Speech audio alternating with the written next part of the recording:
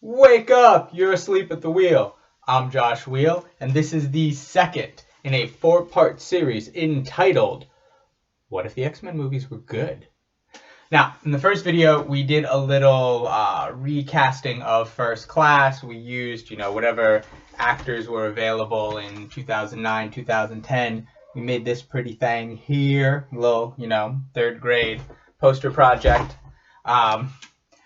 And made some minor plot adjustments, right? With the whole focus being setting up the '05 X-Men and being able to actually tell the stories Fox wanted to tell. Now, I want to emphasize again, this is not like Josh's dream X-Men movies.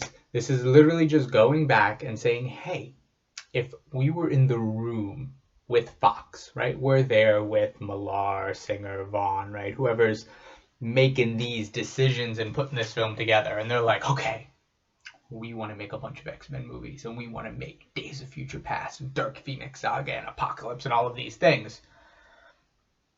Could we have helped with a little, comic common sense, comic history, help them actually tell those stories, remind them that comics are a literary medium, and you can actually adapt the stories, not just make up your own weird, crazy thing and then give it that title. I'm looking at you, Age of Ultron. Or Dark Phoenix Saga, or any of these. We have stories. Dark Phoenix Saga is like the mega epic X-Men story because it's so freaking good. You don't need to try to create some new other story that you can just use the title for. You can actually tell, the Dark Phoenix Saga. And I am a huge, firmly adamant on this. The Dark Phoenix Saga cannot be a first X-Men movie. It just can't. There's way too much stuff. You have to come in there with some things presumed. And so we tried to take care of a lot of that in the first video. We changed First Class around so that way instead of being like Darwin and Banshee and, Angel Salvador and things like that, we were going to be like, okay, we're going to have the '05 X-Men. So that way we have Cyclops and Jean Grey and Angel all in place.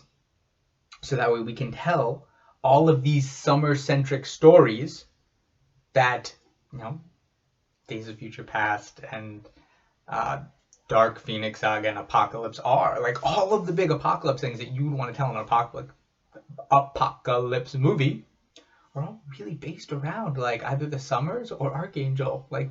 You need Scott or Warren. You need these characters. And when you don't establish them earlier, then you don't have them later.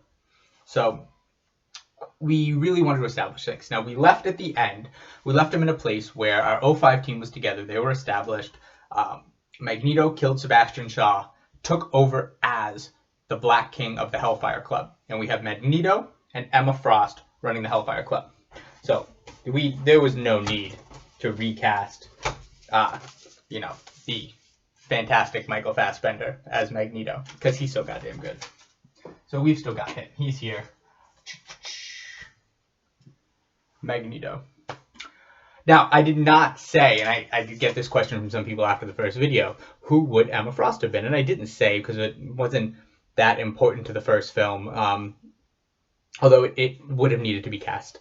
And so, going back and looking through it, who the age-appropriate Emma Frost in 2009 and moving forward should have been, not January Jones. We know that now. I am firmly in the camp of Diane Kruger.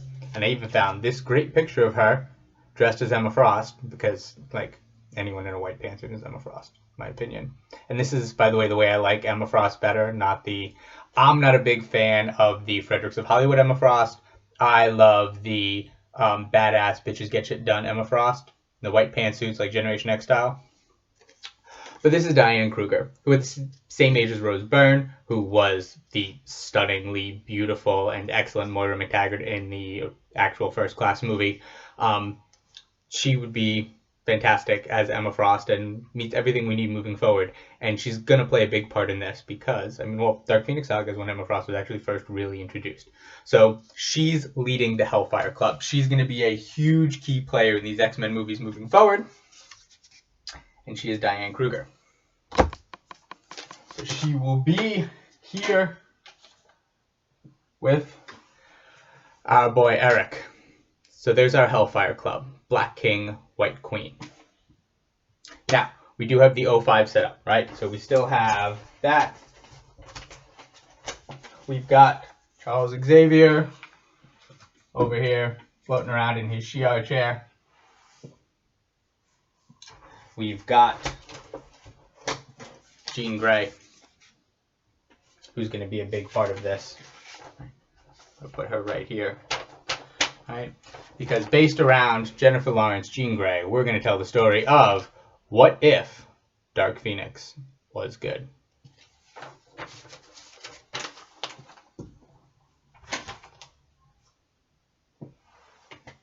Because our second movie's got to be Dark Phoenix. Now, it might seem a little close to X3 The Last Stand, but it's really not when you consider the fact that like X3 The Last Stand was actually an adaptation of like Astonishing X-Men Gifted. And that this film is going to be an adaptation of X-Men Dark Phoenix Saga, and so it's going to be telling a completely different story. Now, in the first film, they went to space, they met the Shi'ar, she got the Phoenix, we've established the Hellfire Club, Magneto and Emma are in charge of it. We are in the perfect spot to start telling Dark Phoenix Saga. You've still got... I'll start slowly moving the rest of my 05 up here. We've got our sexy lamp flying around, falling around.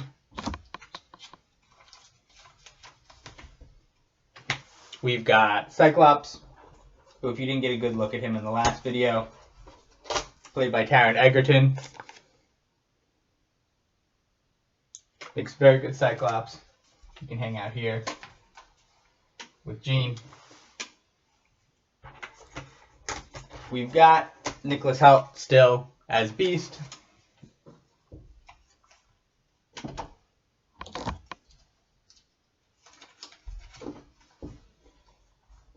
And we've got one of the Sprouse boys, doesn't matter, they're twins, as Bobby. So we've got our 05 X-Men, and they're recruiting the second class. Now, the Dark Phoenix Saga as a comic covers it's a three-act story. The first act is the recruiting of the second class of mutants. Okay, this is the beginning of it. This is how we're introduced to Kitty Pryde. This is how we're introduced to Dazzler. I love Dazzler. If you wanted to take the 2013, 2014 pop star and have her cameo as Dazzler in this, like Lorde or Taylor Swift or Adele. Lorde would be great, actually. I would love that because I'm a huge Dazzler fan, but it's not necessarily the story, so I didn't print one out for her. But you know who is super duper necessary to not only this story, but moving forward, one to tell Days of Future Past? That would be one Catherine Pryde. So in the first act of our story, we've got Emma going out and recruiting her class. Now, in the first film, she's always been the psychic. She's finally met someone who's a stronger psychic than her. She doesn't like it. Fires up all of those, that challenge, that competitiveness inside of her. She wants to recruit a class. She wants them to be better than the X-Men. She thinks that she can lead them better, prepare them better. The Hellfire Club is the way to go, not the X-Men. She's looking to recruit the Hellions. And she's going to try to get Kitty Pryde. The X-Men are also trying to get Kitty Pryde. They've got Cerebro. They're trying to track down mutants. They want to bring them all to their peaceful cause. Just like in the comics. Just like in Uncanny X-Men 129. So, who should play Catherine Pryde? Well, again, age appropriate for this film. This film came out in 2014. So we're looking for someone who is a teenager in 2013. Someone who is a recognizable actress, but not, we're not spending 20, 30 million a name on it. Like, who would you cast as a teenage Kitty Pryde in 2013? And I couldn't find anyone better than Haley Steinfeld. We know she's a legitimate actor. She was nominated for an Oscar for True Grit. She was fantastic. She was a little older by this time, a couple of years. I think she's about 15, 16. We're talking about having a 13 to 15-year-old Kitty Pryde. This is what we want. And not only that, but Haley Steinfeld is actually Jewish. Representation matters. Haley Steinfeld, in my opinion, perfect young teenage Catherine Pride here. So she's the big object that they're going after early on. Now, we can set up some other mutants in there as well, right? I wouldn't mind having them go after Colossus, right? Which they had Daniel Cudmore play him again in Days of Future Past, and he's always great. You could use him, bring in an Ileana, bring in, like I said, Dazzler. You have a couple options for other characters, but they're not central to this story. So you could cast, play, have fun. You could have Rogue in here. I thought Lizzie Kaplan would make a phenomenal Rogue in this point. But the other one that I am going to bring in and point out is because she was used before, and because we need more connections and people for Warren, for the type of story we're going to tell with him moving forward. And that is I want to bring in Psylocke. Psylocke was so perfectly cast and set up and done. I'm sorry, like physically for pictures. For an actual movie in terms of like developing a character, giving her dialogue, a background, a personality, like a reason for existence, like she was just a sexy lamp with a sword. But Olivia Munn worked the part, and she could have done so much more. And we want to set her up and establish her as one of the ones. And she's definitely going to get grabbed early on and be a Hellion. Right? She's going to wind up kind of torn in between, possibly a Hellion, possibly an X-Men. But we're going to get Psylocke in there. And we want her to be a Braddock.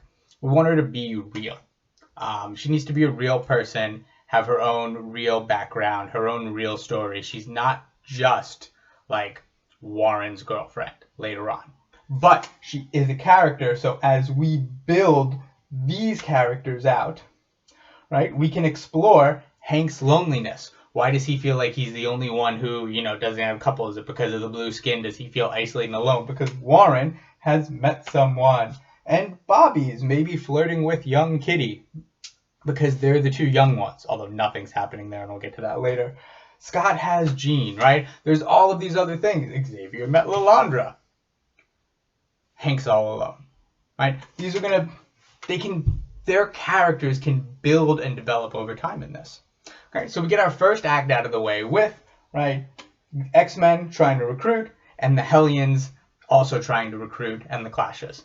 Now, we're going to need Mastermind at this point. Jason Wingard is going to be a huge role, and it really doesn't matter who it is, because he can just be any sexy male soap opera star or whatever. He could be a Colin Farrell or a, Antonio Sabato Jr. Like, I don't care who he is or what he is. Like, because he could change every time. Like, we know that that's not what he actually looks like.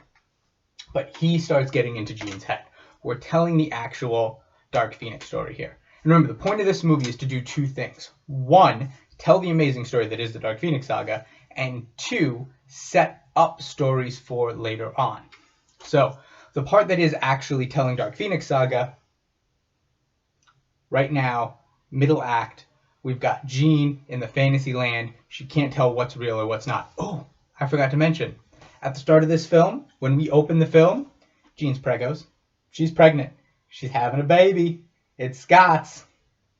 They're going to have a baby. Little baby Nathan. This is what newborns actually look like. This is my second son, like an hour after he was born. Maybe not even. But there's going to be a little baby Nathan, Dayspring, there.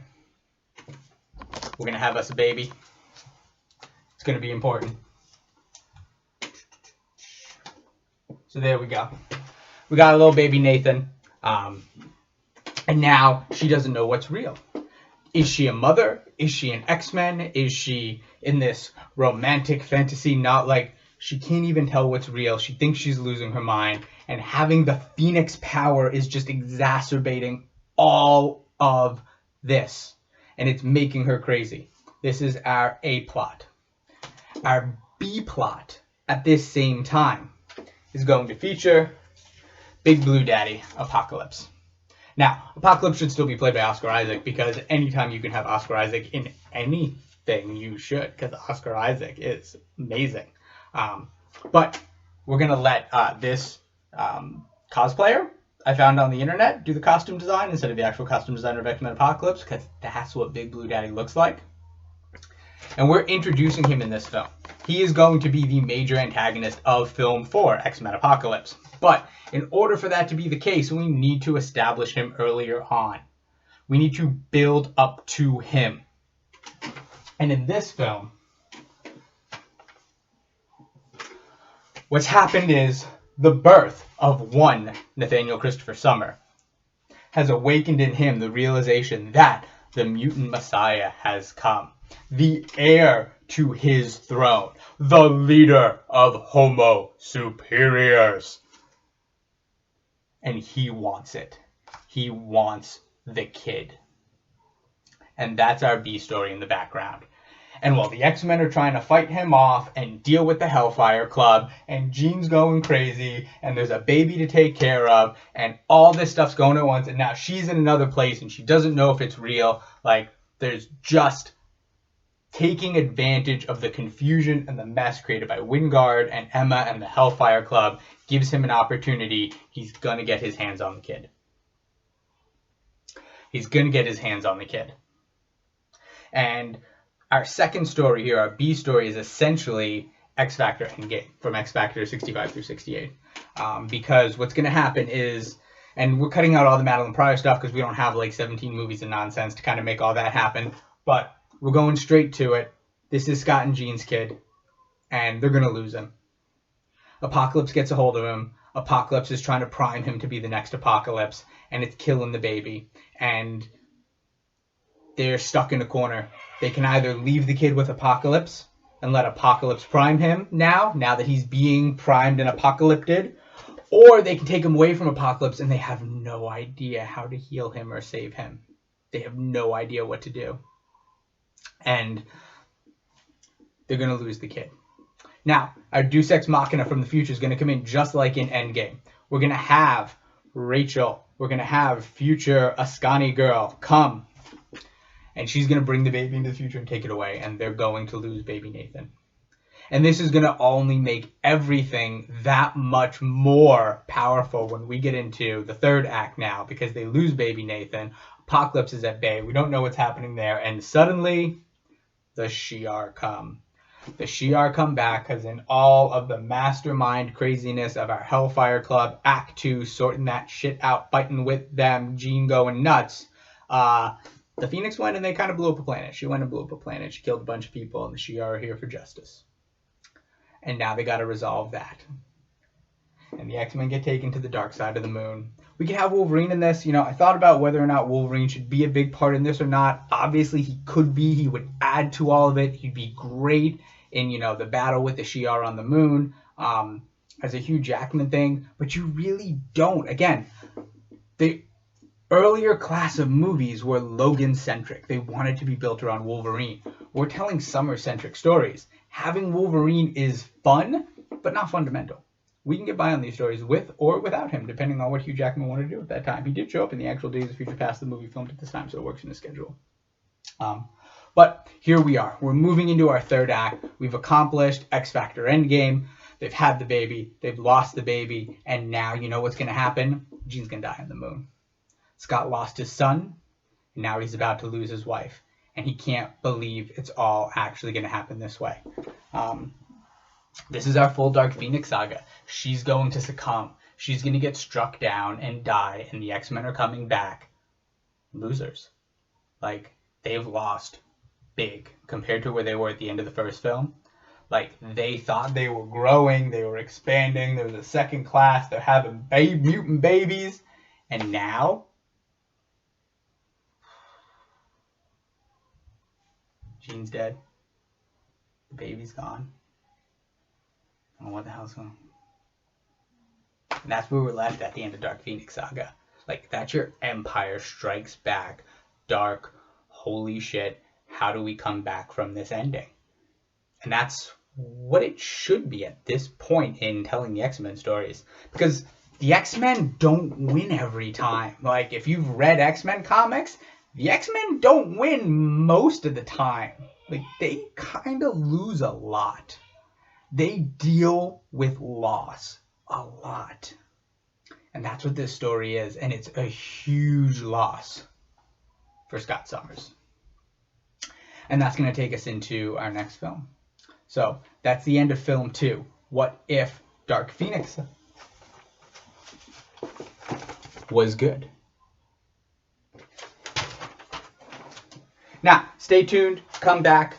Right? We are going to tell another film. Part 3 of this is going to deal with what if Days of Future Past was good. And I don't have a problem per se with the Days of Future Past movie that was made. I have some problems with parts of it. Like, I think as its own, it's a decent film. But I think as part of a series of telling 4 X-Men films, trying to, like, I think it fails in some ways. And so, you know, we're going to rework it now as if you were making that film the time when X-Men Apocalypse was made. And you had these actors and these stories in the bank. So you get to walk into Days of Future Past having done this. Apocalypse exists in your world. Magneto and Emma Frost exist in your world. The Hellfire Club, you have Angel, you have Scott who's lost Jean, who's lost the baby. You've seen a future Rachel. You see, like, there's stuff. Now, how do you tell Days of Future Past? Now, what can you do with that story? Because you've got Psylocke and Shadowcat established. You've got relationships for these people. We have the Morlocks already put in during the first film. We've got a world built to tell Days of Future Past in now that I think y'all are really going to like. So stay tuned. That one's coming out next. I don't know what next means. Could be next week. Could be in a month. But keep an eye out for that. I hope you dug this video. I enjoyed making it. Keep coming back every X-Men Monday to sleepatthewheel.com for new week recaps. This week, coming up on January 6th, we've got Uncanny X-Men 177, which is a phenomenal Claremont and John Romita Jr. issue focused around Mystique that has some beautiful art and really great imagery and scenes, especially in the first half. So I'm excited to share that with you. We're still moving through the last Monday of every month, telling the Killable, Wolverine Killable by Paul Cornell. So keep coming back and checking those out. If you haven't seen part 1, go back, watch part 1 of this, What If X-Men First Class was good, and stay tuned, coming soon, part 3, What If Days of Future Past was good. All right, so again, I'm Josh Wheel. Enjoy your weekend and wake up, because you're asleep at the wheel.